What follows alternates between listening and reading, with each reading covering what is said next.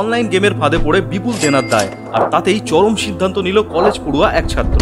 মহিষাদলের ক্ষুদিরাম বোস কলেজের bachelor of physiotherapy বিভাগের দ্বিতীয় বর্ষের ছাত্র অরিজিৎ পাল।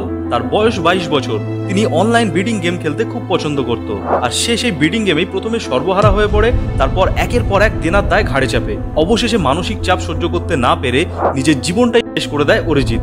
প্রশ্ন হচ্ছে, এর জন্য দায়ী কি শুধুমাত্র অরিজিৎ নিজেই? ফোন বা টিভি অন করলেই চলে আসে একের পর এক বিডিং গেমের অ্যাডভার্টাইজমেন্ট। হয়তো এই বিডিং গেম খেলেই অনেকে কোটি কোটি টাকা ইনকাম করেছে, কিন্তু বেশিরভাগ ক্ষেত্রেই সর্বহারা হয়ে পড়েছে অরিজিতের মতো এই সাধারণ ছেলেমেয়েরা, যাদেরকে দেখে সারা ভারতবর্ষের মানুষ ইনফ্লুয়েন্স হয়। সেই সব বড় বড় সেলিব্রিটিদেরকে দিয়েই এইসব বিডিং অ্যাপের প্রমোশন করানো হয়। কিন্তু কখনো কি ভেবে দেখেছেন, যেসব সেলিব্রিটিরা এইসব বিডিং অ্যাপগুলোর প্রমোশন করে তারা নিজেরা কখনো এই গেম খেলে কিনা? তারা এইসব প্রমোশনগুলো করে কোটি কোটি টাকা ইনকাম করে চলে যায়, আর এইসব টাকাগুলো আসে আমার আপনার মতো সাধারণ মানুষের পকেট থেকে। তাহলে কি আমরা বলতে পারি অরিজিতের এই অবস্থার জন্য কিছুটা হলেও এই সেলিব্রিটিরা দায়ী? সারা বিশ্বের ডেভেলপ কান্ট্রিগুলো এআই এবং রোবোটিক্সের মতো টেকনোলজিতে নিজেদেরকে আরো ডেভেলপ করছে, আর ভারতের যুবকদের হাতে তুলে দেওয়া হচ্ছে এই ধরনের বিডিং অ্যাপ।